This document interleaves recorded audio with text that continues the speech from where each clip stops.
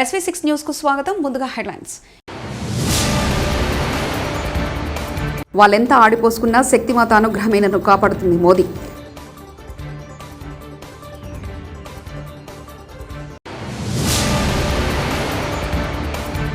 నేను రాజకీయాలకు అతీతంగా ఉన్న చిరంజీవి.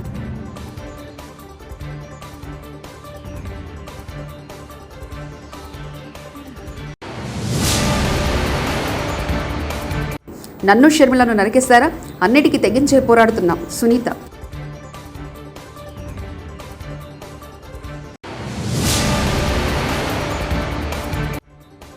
ల్యాండ్ టైటిలింగ్ యాక్ట్లో ప్రజలు భయభ్రాంతులకు గురవుతున్నారు నారా లోహిత్.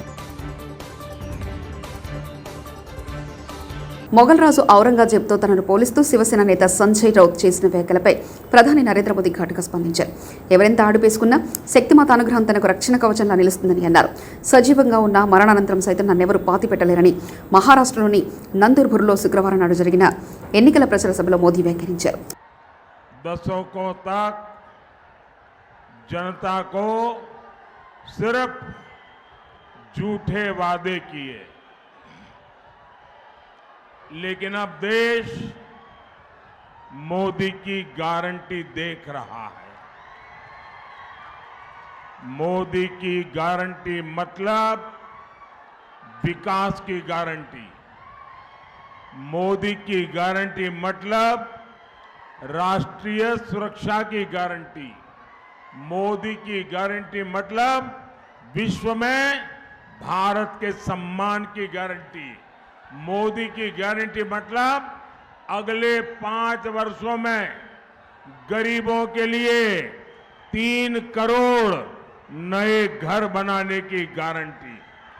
मोदी की गारंटी मतलब 70 वर्ष से अधिक आयु के हर बुजुर्ग को मुफ्त इलाज की गारंटी. और मोदी गारी गारंटी अंटे गारंटी गा पूर्तయ్యే गारंटी. తాను రాజకీయాలకు అతీతంగా ఉన్నానని ప్రముఖ నటుడు చిరంజీవి అన్నారు. గురువారం ఢిల్లీలో జరిగిన కార్యక్రమంలో భారత అత్యున్నత పురస్కారాల్లో ఒకటైన పద్మవిభూషణ్ అందుకున్న సంగతి తెలిసిందే. ఢిల్లీ నుంచి హైదరాబాద్ చేరుకున్న ఆయన మీడియాతో మాట్లాడారు. తాను పిఠాపురానికి వెళ్లనున్నట్లు జరుగుతున్న ప్రచారంలో వాస్తవం లేదని స్పష్టం చేశారు. సుదీర్ఘ ఈ కళా సేవకి కేంద్ర ప్రభుత్వం గుర్తించి ఈ పద్మవిభూషణ్ అవార్డు ఇవ్వటం నిజంగా చాలా ఆనందంగా సంతోషంగా ఉంది. సో భారత ప్రభుత్వానికి దానికి వెనకుండి ఈ అవార్డు రావడానికి కారణభూతులైన ప్రతి ఒక్కరికి నా హృదయపూర్వక ధన్యవాదాలు తెలియజేస్తున్నాను. అండ్ ముఖ్యంగా ఈ అవార్డు రావటం వెనుకాల నా కృషి, నా కళాసేవ, ఈ సమాజానికి ఎంతో కొంత ఇతోధికంగా నేను చేసినటువంటి సేవలు ఇవన్నీ పక్కన పెడితే నన్ను గుండెలో పెట్టుకుని ఆదరించి ప్రేమించినటువంటి నా అభిమానులు, అలాగే ప్రేక్షకులు, అలాగే నాకు ఎన్నో అవకాశాలు ఇచ్చి ఈ రోజున నన్ను నేను ఇలాగా తీర్చిదిద్దుకోవడానికి కారణభూతమైనటువంటి నా డైరెక్టర్స్కి, నా నిర్మాతలకి, నా ఇతర టెక్నీషియన్స్కి, ప్రతి ఒక్కరికి ఎవరైతే దోహదపడ్డారో ప్రతి ఒక్కరికి నేను ధన్యవాదాలు తెలియజేసుకుంటూ ఈ అవార్డు ఇదంతా వారి సహకారం నేను ఈ ఎత్తుకు ఎదగడానికి కారణమైనటువంటి వారందరిది. కాబట్టి ఈ సందర్భంగా మరొకసారి నా సంతోషాన్ని తెలియజేసుకుంటూ నేను ధన్యవాదాలు తెలియజేస్తాను. ఏమండి, నిజంగా ఇది వారికి ఎంతైనా రావడం సముచితం. రావాలని నేను కూడా మనస్ఫూర్తిగా అభిలషిస్తున్నాను, రావాలని కోరుకుంటున్నాను. అది ప్రభుత్వ పరంగా చేస్తే కనుక త్వరితగతిన అది సహకారం అవుతుంది. అండ్ డెఫినెట్గా ఎంతైనా సరే అటు ఎంజీఆర్ గారికి వచ్చినప్పుడు వీరికి రావడం కూడా అంతకంత సముచితం అండ్ అది ఆనందదాయకం. దానికి నేను ఎదురు చూస్తుంటాను, నేను కోరుకుంటున్నాను. తెనాలి జనసేన పార్టీ కార్యాలయంలో ఈరోజు ఉదయం తెనాలి కూటమి ఎమ్మెల్యే అభ్యర్థి నాదెండ్ల మనోహర్తో కలిసిన జనసేన పార్టీ స్టార్ కంపెనర్ హైపరాది విలేకరుల సమావేశంలో పాల్గొని మాట్లాడారు.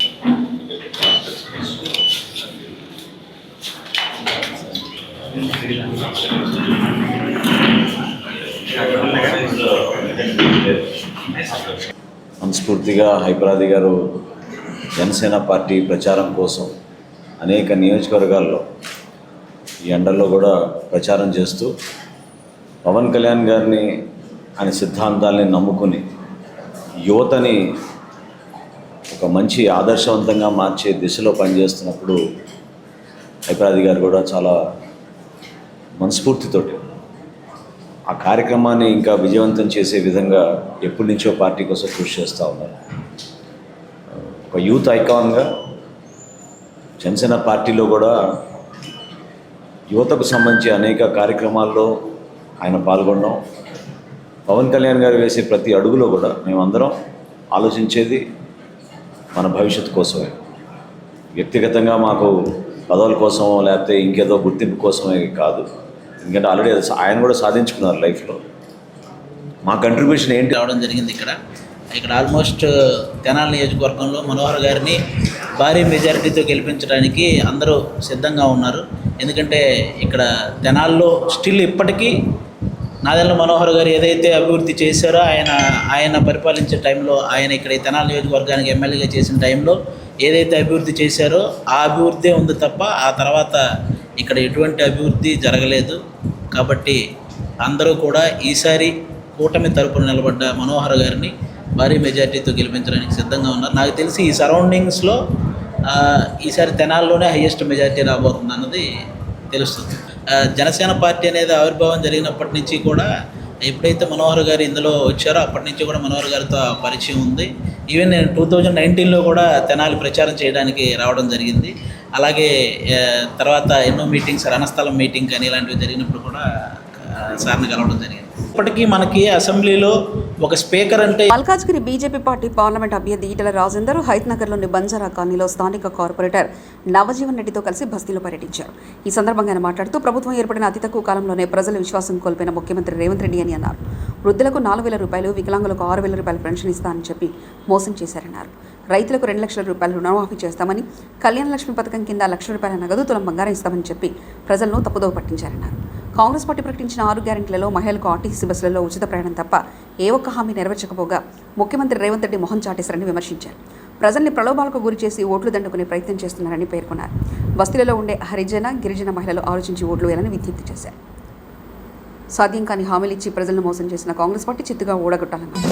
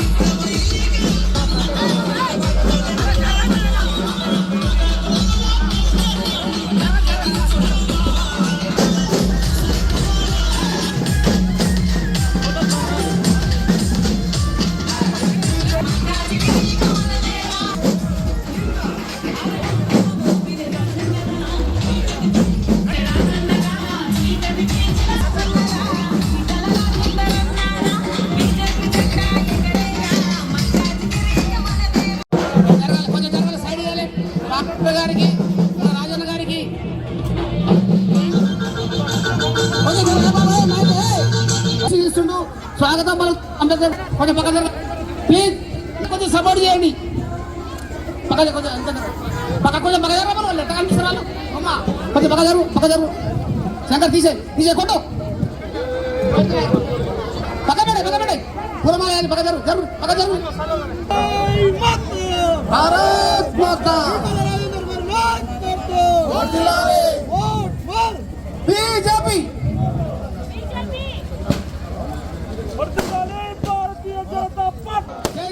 వాళ్ళకి ఆ నిజాయితీ చిత్తశుద్ధి లేదు. నిజం చెప్పగా ఉద్దెక్కదాకనే తప్ప అధికారం వచ్చేంత వరకు ఏది పదవి మాట్లాడిండు, సపోర్ట్లు కొట్టించుకున్నాడు, ఓట్లు వేయించుకున్నాడు. ముఖ్యమంత్రి పదవి వచ్చింది, ఆయన పదవి వచ్చింది కాబట్టి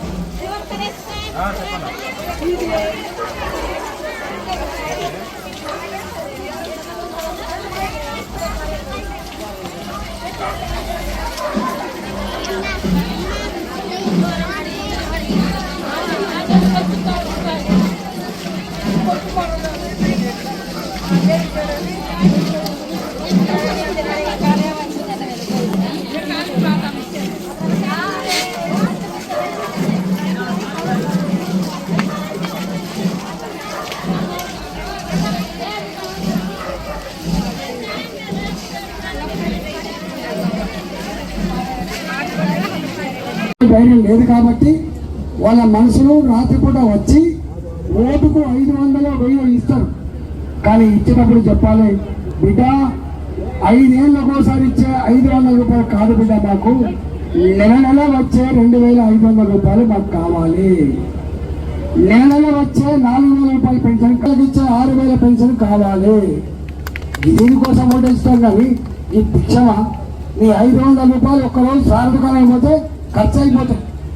అందుకని దయచేసి మీరు ఎట్టి పరిస్థితుల్లో కూడా పైసలు ఇస్తే కూడా వద్దంటారా, తీసుకున్నారు కానీ ఓటు మాత్రం వేస్తే ఆగమైపోతామని చెప్పి మనం చేస్తున్నాం. ఎందుకు ఈ మాట అంటున్నా? మొన్ననే అన్నాడు కేసీఆర్ నాకేదో లంక పిందలు ఇస్తాననుకున్నా ఖాళీ చిప్పనే ఇచ్చిందని చెప్పి చెప్తాను. ఇక్కడ చదువుకున్న పిల్లలు ఉన్నారు బాగా, మరి పెన్షన్లు ఎక్కడ ఇస్తాడు, ఫ్రిడ్జ్ ఎక్కడ ఇస్తాడు, తులం బంగారం ఎక్కడ ఇస్తాడు, ఇవన్నీ ఉత్తమ మాటలు. ఒట్టెక్కేదాకా ఓడమల్లప్ప, ఒట్టెక్కినాక ఓడమల్లప్ప. ఓటు వేసుకున్నాడు, గద్దెలు ఎక్కిండు, అయిపోయిందిగా. ఏం మాట్లాడినా బ్రోకర్ మాట్లాడుతా తప్ప నిజం మాట్లాడు. అవునా? మోడీ గారు వచ్చిన తర్వాత దిల్సుఖ్నగర్ లాంటి బాంబు బ్లాస్ట్లు అవుతున్నాయా? బాంబులు పేల్చే ఎగిరిపడ్డ మాంసం ముద్దలు చూసిన అమ్మని ఒకనాడు. లుంబిని పార్కు అమాయక ప్రజలు బాంబులు పేల్చి చనిపోయిందా? కోటి చౌరస్తాలో గప్చుప్పులు అమ్మే కాడ ఆ గప్చుప్ తింటున్న పిల్లల దగ్గర బాంబులు పేల్చే గోకుల్ చాట్ దగ్గర 10,000 సంఖ్యలో చనిపోయిన మాట వాస్తవం కాదా? ఇవాళ ఎక్కడైనా బాంబులు పేల్చున్నాయా? తుపాకులు పేల్చున్నాయా? భయం ఉన్నదా? షాపుకు పోతే మిగతా టీచర్లు ఉన్నాయా? మోడీ గారు వచ్చిన తర్వాత ఎక్కడా టెర్రరిస్టులు లేరు, ఎక్కడా బాంబులు లేవు, ఎక్కడా తుపాకుల మూతలు లేవు. ఇవాళ మన దగ్గర కట్టలే కానీ 4 కోట్ల పేదలకు డబుల్ బెడ్రూమ్లు కట్టించిన చరిత్ర నరేంద్ర మోడీ గారి.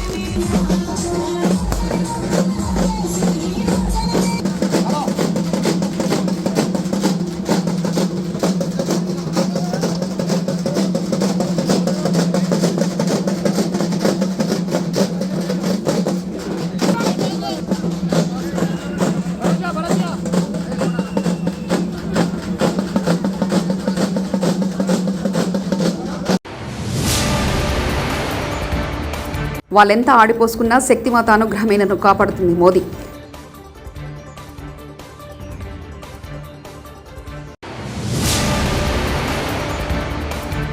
నేను రాజకీయాలకు అతీతంగా ఉన్న చిరంజీవి.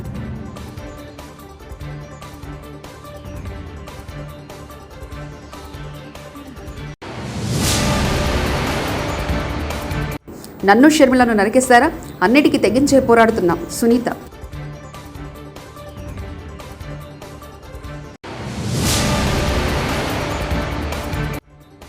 ల్యాండ్ టైటిలింగ్ యాక్ట్లో ప్రజలు భయభ్రాంతులకు గురవుతున్నారు. నారా లోహిత్. ఇవి బులెటిన్ విశేషాలు. చూస్తూనే ఉండండి SV6 న్యూస్.